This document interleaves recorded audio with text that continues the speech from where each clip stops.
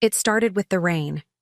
Not the dramatic kind you see in movies, not thunder or a storm, just a quiet, steady drizzle, the kind that soaks into your clothes without you noticing until you feel cold and small.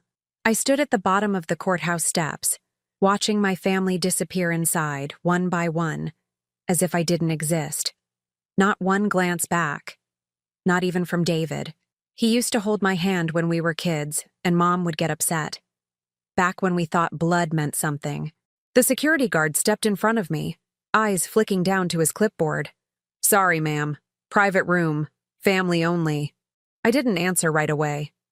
I just stared at the doors, heavy oak, cold brass handles, the kind that make a statement. I could see them through the glass. My brother, my sister-in-law, Mom's lawyer, all dry and laughing. A bubble I wasn't allowed to touch. My hand lifted reflexively, like maybe if I reached for the handle, the memory of me would rush back to them. "They said you're not on the list," the guard added, softer this time. I looked him in the eye. He wasn't trying to be cruel, just doing his job. Still, it made my stomach knot. That I had to explain who I was in a building where my own mother's will was being read. "I'm Michelle Hart," I said. "I am immediate family." The guard hesitated. That was enough time for the next car to pull up behind me. A black town car, clean, quiet. I didn't have to look. I already knew who was in it. I felt the presence before I saw him. Mitchell Raines stepped out like he owned the steps. Not arrogant, just controlled. The kind of man who wears a courtroom like a second skin. He didn't speak to me. Didn't need to. We had already talked. We had already planned. He flashed his badge, handed the guard the court order, and said in the smoothest voice I've ever heard, "We're expected." We walked in together side by side. The guard stepped away without another word. Inside, it was warm and silent, but not the good kind. The kind that feels like judgment. Every eye turned to us. My sister-in-law whispered something behind her palm.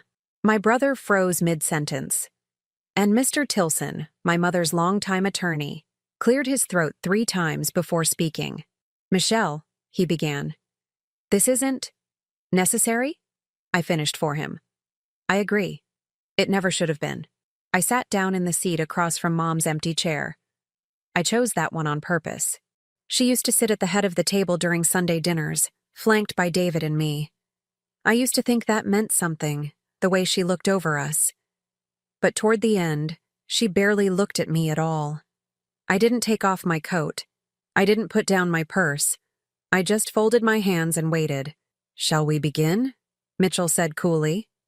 David leaned forward. "Mom changed the will." I nodded. "I know. She didn't want to fight," he added quickly. "She wanted peace." That almost made me laugh. Peace? My mother didn't know peace. She knew control. She knew silence. She knew how to punish without ever raising her voice. She also wanted honesty, I said. Didn't she? I let the silence do the talking. Let them feel the weight of all the words I hadn't said over the years, all the holidays I'd shown up to, smiling, swallowing every bite of bitterness they served, all the phone calls that ended with, "Michelle, just let it go," when I tried to speak up. I let them sit with that. Tilson shuffled papers. "Let's proceed." He read it aloud. My mother's final wishes, dictated 3 months after our last fight. The one where I finally stood up and said what no one else had the spine to. That she was playing favorites. That she had manipulated us for years. That she turned David into a mirror of her disappointment. And here it was, in ink. I was out. Not reduced. Not minimized. Removed. Like I never existed. I didn't flinch. I expected it. They thought that would break me. Mitchell stood up and opened his own folder. "We have documents to enter into the record," he said. David scoffed. "What documents?" "Communications between Mrs. Hart and her financial advisor. Handwritten notes, audio recordings, evidence of coercion." That got their attention. "What are you trying to do?" My sister-in-law hissed.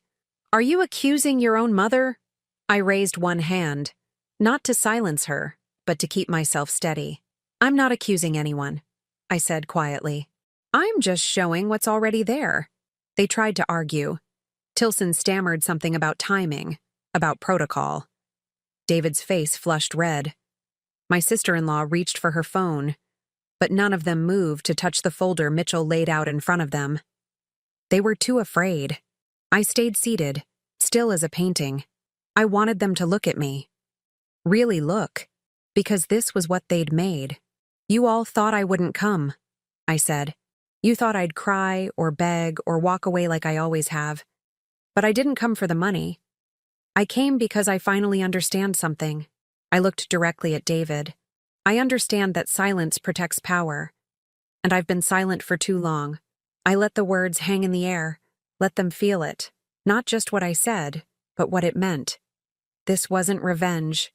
This was reclamation. And as the tension thickened, as everyone scrambled to catch up to the moment that was already slipping out of their control, I stood up slowly and walked toward the head of the table. I placed my hand on the back of the chair, the same chair Mom always sat in. This isn't where it started, I said softly. But this is where it changes. Before the will, before the courtroom, before the silence, I thought I understood what family meant. I wasn't always this composed. I wasn't born with armor. It took years to build it. Years of soft expectations and quieter betrayals. But if you had seen me 5 years ago, you would have called me hopeful, maybe even proud. I was the responsible one. That's how they labeled me. Not the favorite, not the golden child, just the one who always picked up the pieces, the one who showed up. When Mom needed rides to her doctor appointments, I was there. When David forgot her birthday 2 years in a row, I was the one organizing the surprise dinner and pretending he had something planned all along. It didn't bother me. Not at first. I had a life, a job I loved, nonprofit development, helping underserved kids get access to education. It didn't pay much, but it mattered to me. I had my apartment, my books, my plants. I wasn't flashy. I wasn't married. I wasn't the one bringing wine to Thanksgiving with a story about my latest real estate deal like David. But I was grounded, solid. My relationship with Mom? It was complicated. She didn't believe in talking things out. Her love came in sideways gestures, a folded towel on the edge of your bed, a slice of cake wrapped in foil after dinner. But she had a way of shrinking you without raising her voice. I could never do enough. If I called her every day, it was too much. If I skipped a weekend visit, it was, I guess you're busy now. Still, I thought I knew where I stood. I thought loyalty counted for something. David was always the star, even when he failed. When his first business tanked, Mom said he was taking risks. When he cheated on his first wife, Mom said, "Marriage is hard." Meanwhile, when I told her I didn't want kids, she sighed like I had failed an invisible exam. But I swallowed it. All of it. Because I believed, I truly believed, that love would eventually balance the scales. That if I just stayed kind, stayed present, it would all even out. That maybe I didn't shine as brightly, but I held the foundation together. There was this one moment, a small thing, but I think about it a lot. We were at Mom's house for Easter. She'd made her famous ham and lemon cake. David was talking about some property he was flipping in Boca, and I was just refilling everyone's drinks, making sure the oven was off, checking the dog's water bowl. Mom leaned over to David, touched his arm, and said, "You've always made me proud." He smiled like it was nothing, like it was normal. And it was. Then she looked at me, and I waited. For anything. A compliment. A thank you. A glance. She said, "Michelle, did you check if the ice cream's soft enough?" That was it. And I told myself, like I always did, it's fine. It doesn't mean anything. Don't make a scene. But something inside me shifted that day. I started noticing more. How I always got the couch while David got the guest room. How my ideas were sweet while his were smart. How when I mentioned wanting to take a sabbatical, Mom asked if I was okay. But when David said he was between things, she offered him money. It wasn't just favoritism, it was erasure. And still, I stayed.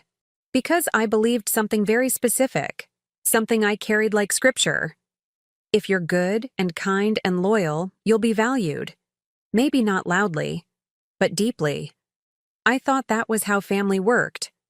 I thought sacrifice would eventually be seen.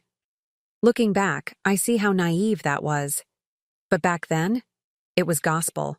When Mom got sick, just fatigue at first, then the diagnosis, I didn't hesitate. I adjusted my hours, took her to appointments, learned how to refill her pill trays. She didn't ask, she didn't have to. I was the one who read through the medical forms, who found a specialist, who sat with her during chemo when David said the smell of the hospital made him nauseous.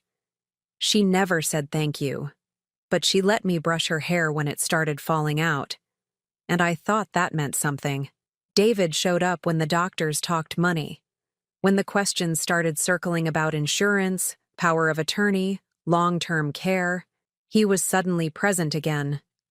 Charming, smiling, asking the right questions, offering to help with paperwork. I should have seen the warning signs. How Mr. Tilson started showing up more often. How Mom's expressions turned tighter when I walked into the room. How David always left the door cracked when he talked to her, like he wanted me to hear just enough. One night, I overheard them laughing. I was coming down the hallway with her tea, and I heard my name. "She's always been so serious," Mom said. David chuckled. "She means well." "I know," Mom sighed. "But she just takes everything so personally." The teacup rattled in my hand. I didn't say anything. I didn't walk in. I just stood there, letting the warmth of the cup burn into my palm until it cooled. Until I felt nothing. That was the beginning of the end. I think part of me started detaching that night. I didn't know it consciously. But my soul started backing away, watching everything from the outside, like a test I already knew I was failing. Even then, I kept showing up. I helped her finalize her care plan, drove her to meet with Mr. Tilson.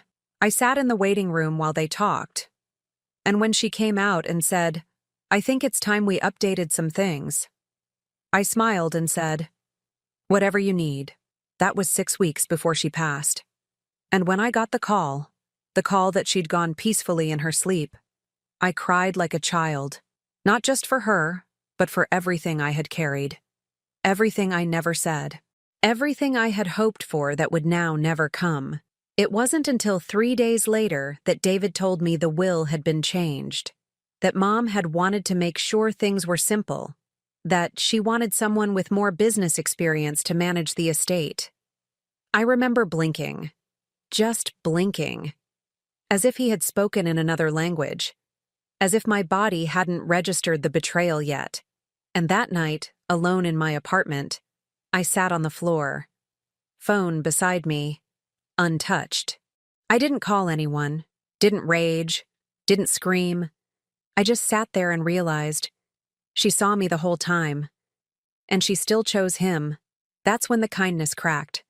Not the surface kindness, but the deep belief that had kept me in line, the myth I had built my identity around, that goodness earns protection. It doesn't. Not in families like mine. Not when silence is currency and loyalty is disposable. That night, I opened a new journal, and I wrote one sentence. They don't expect me to fight. Then I closed the book, wiped my face, and started planning. I found out through a text. Not a phone call, not a meeting, not even a letter. Just a text from David, sent at 9:42 p.m. on a Thursday. I was sitting in bed, in pajamas, half watching some documentary I wasn't really absorbing, when the notification blinked across my screen. Just a heads up. Mom made some changes to the will. She didn't want any drama. It's all been handled. No greeting, no warmth. Just that, like he was telling me the trash pickup schedule changed. I reread it twice, then once more, slower. Some changes. Handled. The language was surgical, sanitized, designed to sound benign. But my stomach twisted into something hard and cold. I called him. Straight to voicemail. I called again. No answer. The third time, he picked up. Michelle, now's not a good time. You're going to explain that text, I said, voice flat. I didn't want to stress you out, he said. There's been enough tension lately. Tension? I laughed. It came out cracked. David, what did she change? She left the house to me. It's just easier that way. You're not exactly here. I was there every week. I took her to chemo. I handled everything.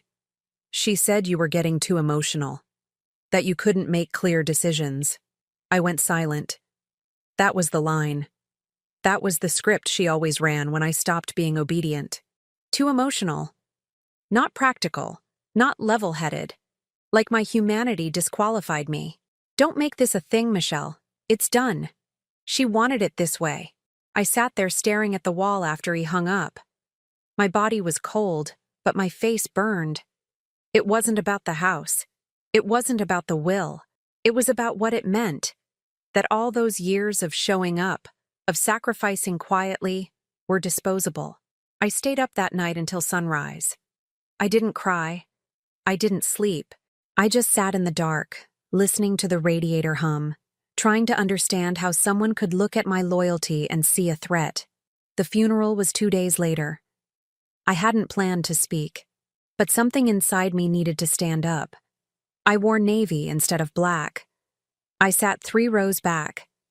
David gave the eulogy, all warm anecdotes and curated grief. When he finished, I stood up. People turned. A few whispered. I didn't care. I wasn't going to say anything, I began. But silence is what got us here. David shot me a look like I had pulled a gun. I ignored it. I loved my mother deeply, and I spent a long time believing that love was a transaction, that if I did enough, if I was good enough, I'd earn my place in her heart. But some people don't trade in love. They trade in control. There were gasps. I saw Mr. Tilson's face twist. David started to rise, but I kept going. She didn't owe me anything. But I wish just once she had looked at me and seen the daughter who stayed, not the one who spoke too loudly. I sat down. Not one person clapped. The silence was heavier than applause could ever be. After the service, no one approached me. Not the neighbors I grew up with, not the cousins I once babysat.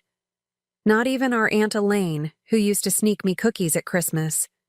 They all walked past me like I was made of smoke. David cornered me near the parking lot. What the hell was that? You told the truth, I said. Now, I told mine. She's not even in the ground yet, and you're making it about yourself. Everything was always about you, David. I'm just done pretending otherwise. He leaned in, voice cold. You think this is going to get you anything? I looked him in the eye and whispered, No. But it's going to take something from you. That's when I knew. Revenge wasn't about getting even. It was about balance. About reclaiming weight that had been stolen. But before I could act, the real betrayal came. 3 days later, I got a call from Mr. Tilson. He said he just wanted to confirm that I'd received the paperwork detailing the estate breakdown. I said no. He sounded confused. I sent it to the address on file, the one David gave me. I paused. What address? He read it aloud. It was David's address. He had changed it. Without my consent, my legal information forwarded to him. I hung up without another word. My hands were shaking. My mind was sprinting. This wasn't just emotional now. It was calculated. I called Mitchell Raines that night, a friend of a friend. Quiet reputation, surgical with truth. By the time we spoke, I had the folder ready. Printed emails, call logs, notes from Mom's medical visits, voice recordings she left me. The ones where she sounded lucid, where she apologized, where she said, I don't know why David's always in the middle of things. You're the one I trust. I had proof, but I didn't feel powerful. I felt hollow, because underneath all the fury, all the strategy, there was still a part of me, small, aching, that loved them, that loved her. Even now. even as she betrayed me with her final act, even as David erased me like I was a clerical error. I remembered the Christmas when we were kids. David and I had spent the whole day building a snow fort in the backyard. He wanted to be king of the fort. I let him. I didn't care. I just wanted to play. Mom brought out cocoa. 2 mugs. One had marshmallows, the other didn't. David got the one with marshmallows. When I asked why, she said, "He asked first." I didn't remember that until much later. Until I realized I'd spent my life accepting less, waiting to be given what I'd already earned. That was the night I vanished.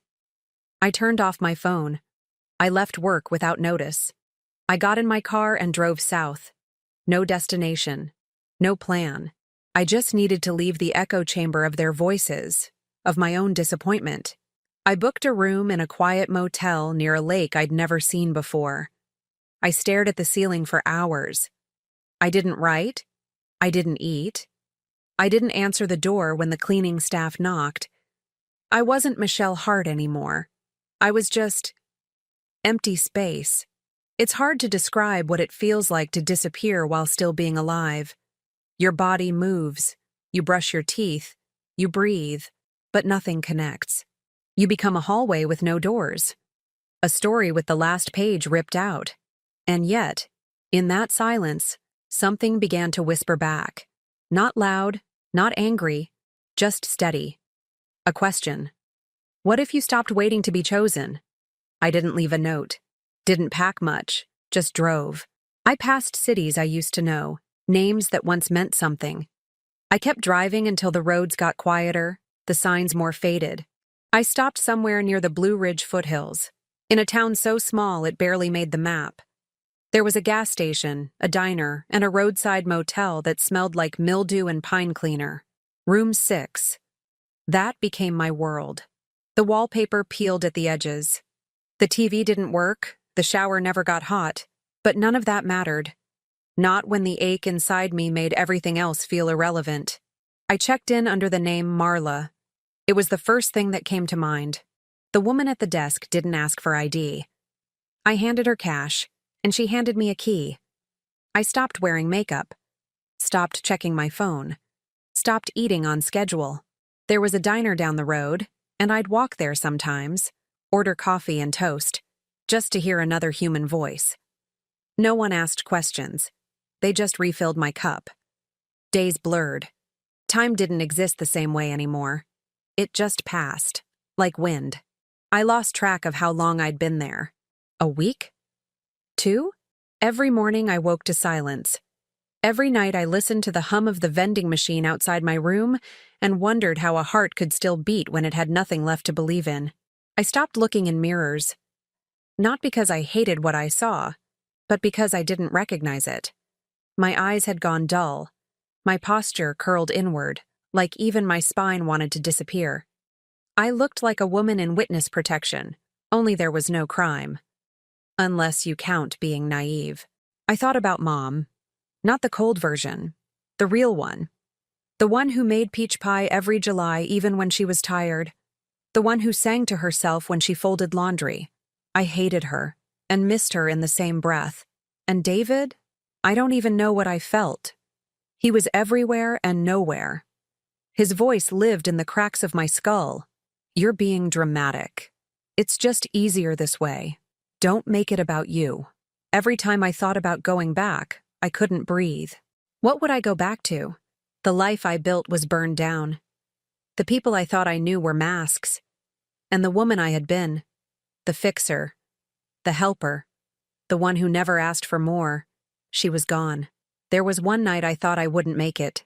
It was raining hard, louder than usual, thunder in the distance. I sat on the floor, back against the bed frame, knees to my chest, the motel room swimming in gray light. I hadn't eaten in 2 days. My lips were cracked. My hands were cold. I held the hotel pen in one hand and a napkin in the other. I wrote, "Maybe some people just don't come back." That was it. Not a goodbye note, not a plan. Just that sentence, shaky and wet from the sweat in my palm. I stared at it for a long time. I folded it into quarters. I slid it under the lamp. Then I curled up on the mattress, fully clothed, shoes still on. I stared at the ceiling and waited for the kind of sleep that doesn't come, but morning did. And with it, a knock. Not loud, just 3 soft taps. I froze. No one knocked here. The motel was nearly empty. I walked to the door, heart thudding. I didn't speak. I waited. Then came a voice. Soft, southern, maybe mid-40s. Sorry to bother. Your car window's down. Rain starting again. Silence. Then footsteps fading. I stood there, not moving, hand on the doorknob. It was so small, so stupid. But it cracked something. Someone had noticed I existed. Someone had seen me even for a second. Not for what I lost. Not for who I wasn't. Just me. The stranger in room 6 with the leaking soul. I walked outside. The air smelled like damp earth. The man was already gone, but he'd left a napkin under my wiper blade, folded carefully. On it, in blue ink, "Storm tonight. Stay warm." I laughed. It wasn't joyful. It wasn't loud. It sounded like a breath I forgot I was holding. But it was the first time I'd felt anything real in weeks. I sat in the car for an hour, not driving, just breathing, listening to the storm roll in. That night I showered. Hot water finally worked. Maybe the pipes aligned. Maybe the universe threw me a bone. I let the steam cover the mirror. I didn't wipe it clean. I stood there dripping and whispered, "I'm still here." That was all. Not a promise, not a vow, but a statement. I'm still here. The next morning, I walked to the diner. Same waitress, same corner booth. I ordered eggs this time, not just toast. When she brought the plate, she smiled. "You're looking better," she said. I blinked. It was the kind of thing people say without thinking. But to me, it was a breadcrumb. Proof that maybe, just maybe, the path back wasn't gone. Just hidden. I didn't decide anything that day. I didn't make plans. But when I got back to the motel, I opened my bag. I took out the folder I had buried at the bottom. The one with Mom's voice recordings.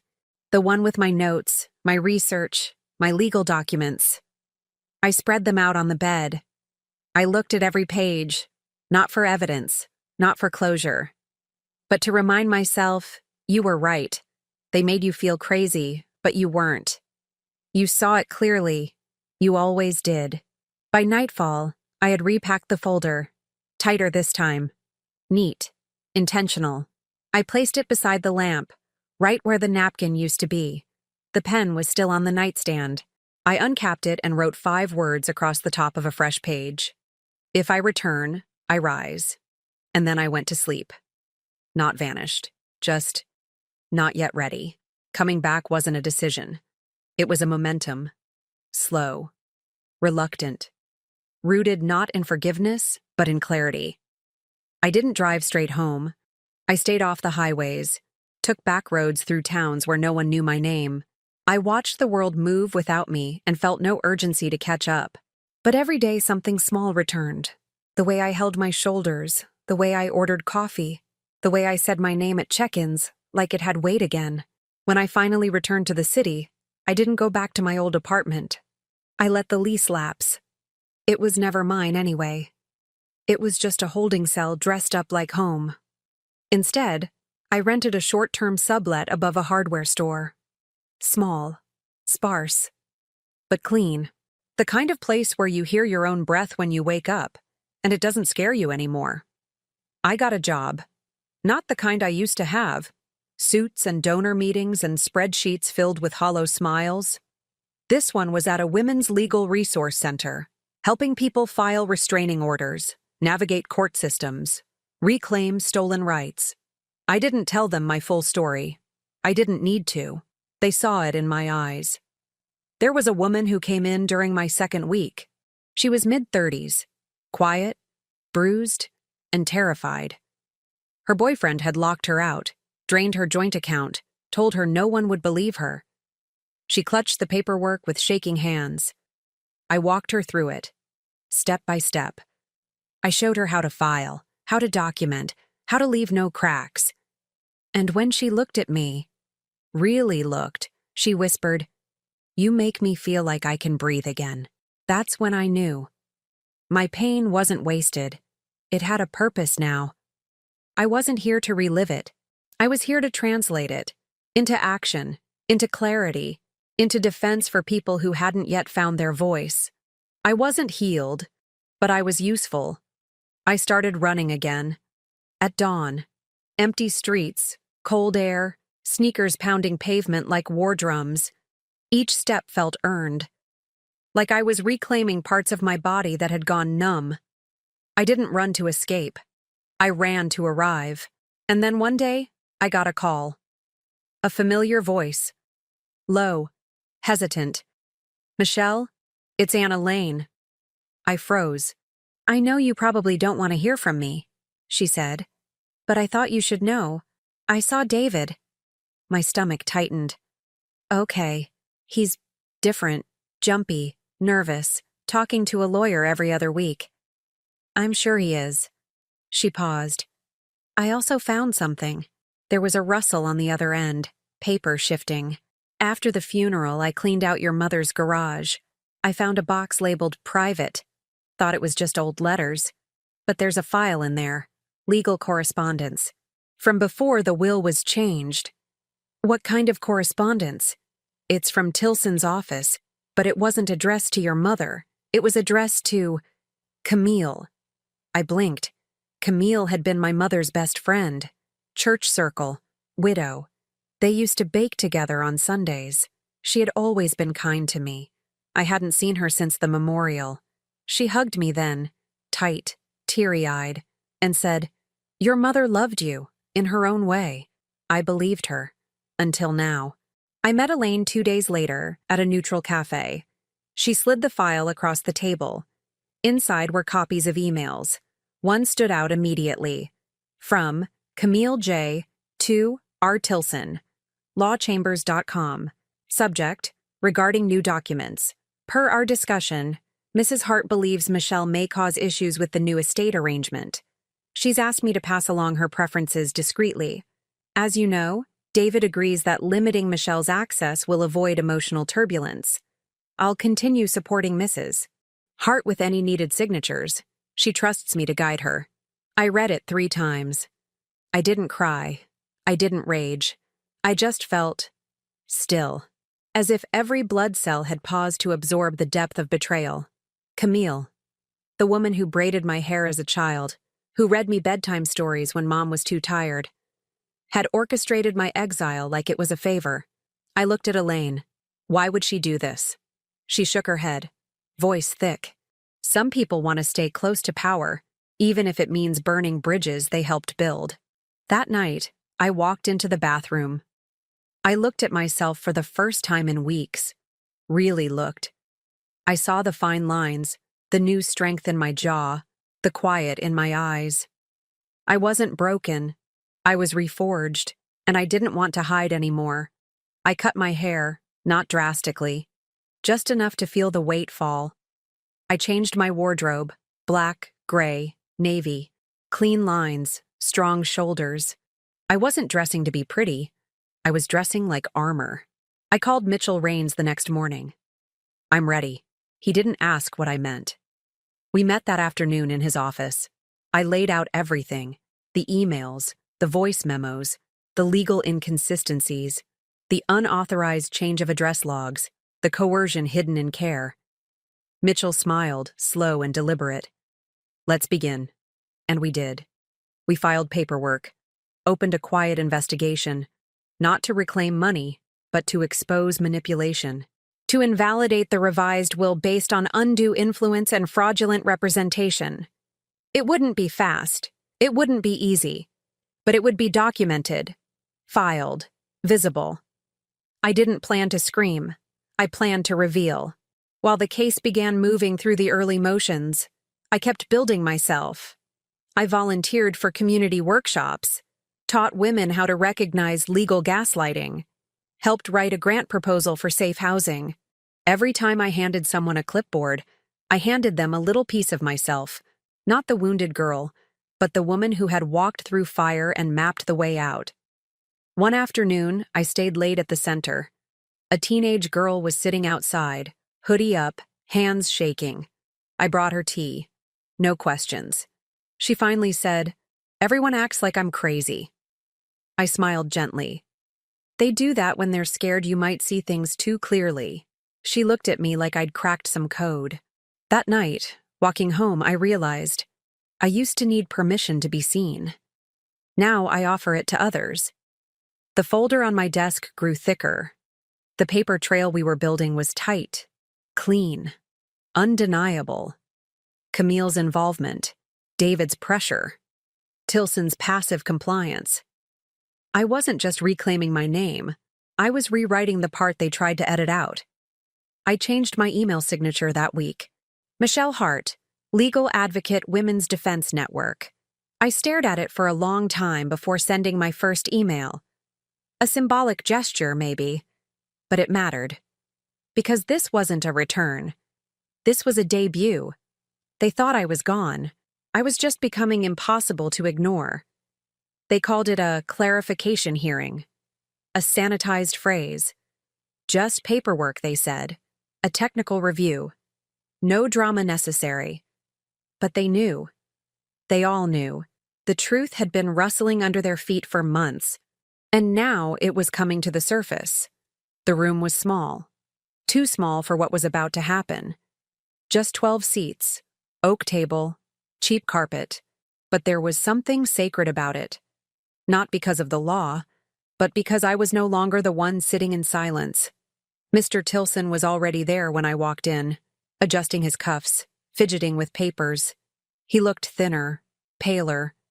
He wouldn't meet my eyes. David arrived next, pressed shirt, nervous smile. Camille followed, dressed like it was Sunday service. Pearls, powder, and perfume, strong enough to mask the rot beneath. I didn't say a word to any of them. Mitchell sat beside me, calm, sharp, the kind of presence that says, "This isn't a fight, this is an unveiling." The clerk called us to order. The judge entered. Everyone stood. Then it began. Tilson started, reading his summary of the revised will, the one that removed me, elevated David, and echoed the voice of a woman who hadn't been of sound mind in her final months. I listened quietly, hands folded. I didn't blink. I didn't twitch. Because the more he spoke, the more it all sounded like a bad rehearsal of a lie everyone had agreed to, hoping no one would notice the cracks. When he finished, the judge turned to us. "Counselor?" Mitchell stood. "Your Honor, we respectfully submit a motion to invalidate the revised testament on the basis of undue influence and fraud. We have clear and corroborated evidence." The room shifted, breaths caught. He opened the folder. First, financials, deposits, transfers. A sudden spike in David's account after the revision. Second, call logs. Camille contacting Tilson's office on days my mother was undergoing treatment, directing changes on her behalf. Without power of attorney. Third, audio. Mitchell pressed play. My mother's voice filled the room, tired, small, but lucid. "I don't remember signing anything. Camille said it was just a thank you letter." Another clip. "I don't want to cut Michelle out. She's the one who's been here." Gasps. One from the clerk. Camille went pale. David's mouth opened. No sound came out. Tilson dropped his pen, and I sat there, motionless, because nothing needed to be said. They had said it all. The judge leaned forward. "Is that Mrs. Hart's voice?" Tilson swallowed. "Yes, but no further explanation," Mitchell cut in. "We'll let the recordings speak for themselves." There was a silence that felt holy. Then the judge looked directly at David. "You claimed your mother was of sound mind when she altered the will?" David nodded weakly. "I thought she was." Camille said, "Camille isn't a medical professional, nor was she granted legal authority." He turned to Tilson. "And you approve these changes based on secondhand communication?" Tilson didn't answer. The judge sighed. "This is highly irregular. At best, negligent. At worst, he didn't finish. Instead, he turned to me. Ms. Hart, do you wish to address the court? I stood. I didn't bring notes. I didn't need them. I don't want the money, I said. This was never about that. I looked at David. This was about my name, my voice, my truth. You tried to erase it. I looked at Camille. You used my mother's fear as leverage, and then you wept at her funeral. I looked at Tilson last. And you were supposed to protect her. Instead, you protected power. Then I turned to the judge. My mother was not perfect, but she deserved better than this. And so did I. I sat down. The judge nodded slowly. Motion to invalidate the revised testament is under review. Effective immediately, all disbursements are frozen. An independent review will proceed. Possible legal action for misconduct is pending. Camille whispered something to David. David leaned back like he'd been punched. Tilson's hands shook as he gathered his papers. And me? I was still. Not because I was numb, but because I was whole. Afterward, in the hallway, David caught up to me. He didn't shout. He didn't argue. He just stood there, looking smaller. Why'd you do this? He asked. I tilted my head. Why'd you? He looked down. No answer. Camille approached next, her hands clasped like prayer. I only wanted what was best for your mother. You wanted to be in control, I replied. And you were, until you weren't. She blinked. I walked away. Tilson didn't come near me. He couldn't. I walked out of the courthouse into sunlight. Not symbolic, just real. But it felt earned. A reporter was waiting on the steps. Local press. Small column. She raised her mic. Ms. Hart, any comment? I smiled. Not with my lips. With my silence. Then I said softly, let the paperwork speak. She lowered the mic. People turned to watch me leave. Not because I raised my voice, but because I didn't have to. It's been 6 months. David hasn't called. Camille moved out of state. Tilson's license is under review, whatever that means in legal speak. Quiet accountability. No headlines. Just slow consequences. Exactly the way it should be. The estate is still in litigation, but I'm not waiting by the phone. I don't need an inheritance to feel rich anymore. I've already inherited something far more valuable, my own voice. Some days, I still catch myself rehearsing old wounds, the things I wish I'd said at the funeral, the moment I almost disappeared for good, but they don't weigh the same anymore. They pass through me, soft as wind. I'm back at the center full-time now. I'm not just helping anymore. I'm leading. We opened a second branch. I wrote the training manual. People call me Director Hart now. It feels surreal. Not because I wanted a title, but because I spent so long believing I had no place in the room. Last week, a young intern joined our staff. Soft-spoken, eyes like mine used to be. She hovered near the coffee machine on her first day, too afraid to ask how to open the cabinet. I showed her. She smiled and whispered, "Thank you." That's when I realized healing isn't loud. It's not some grand, dramatic reveal. It's found in tiny permissions, in giving someone else the thing you once begged the world to give you. I moved again, out of the sublet, into a little place with light, south-facing windows, a patch of grass outside where I'm learning to grow basil, badly. There's a quietness to my life now, but it's not emptiness. It's peace. Earned peace. There's a shoebox in my closet. Black leather. Scuffed corners. It used to hold Mom's voice recordings, the documents, the paper trail that built my case. I kept it as a reminder, proof that I hadn't imagined it all. But last night, I took everything out, not to destroy it, to free it. I burned the copies in a steel fire pit behind the building, one page at a time, no rage, no tears, just gratitude. Each flame whispered back, "You carried this, and now you don't have to." Inside the box, I found something I'd forgotten, A photo. Me at 12, on the beach, holding Mom's hand. She wasn't smiling, but she wasn't cold either. We were both just there. Present. Two girls caught in the storm of womanhood, not yet knowing how far it would toss us. I kept the photo. Not to forgive, to remember, because for all her flaws, she shaped the fire in me. And maybe, in some way, I shaped hers. I've stopped needing apologies from people who don't know how to say them. I've stopped handing out explanations to people who only listen to reply. Some wounds don't need to be stitched closed. They need to be aired. Last Sunday, I spoke at a panel. Women in Law. A room full of stories like mine. Different shapes. Same ache. When I finished, a girl barely out of college approached me. She had a notebook pressed to her chest and a crack in her voice when she asked, "How do you know when it's over?" I smiled. "You don't," I said.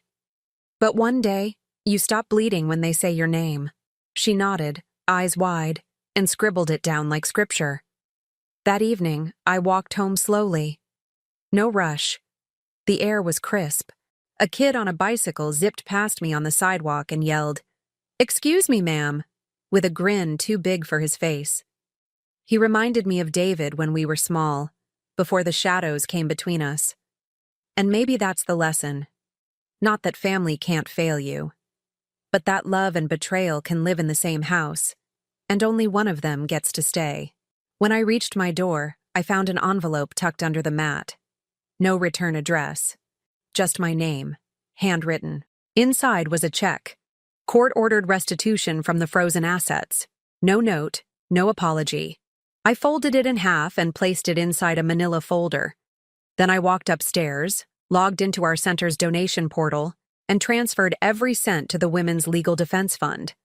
Let it do something better than sit in my account. Let it become the hammer in someone else's hand. I sat on my porch as the sun slipped down. No music, no wine, no one to impress. Just breath. Just sky. Just quiet. I used to think power looked like control. Now I know, real power is peace without permission. And sometimes the loudest justice is walking away without turning back.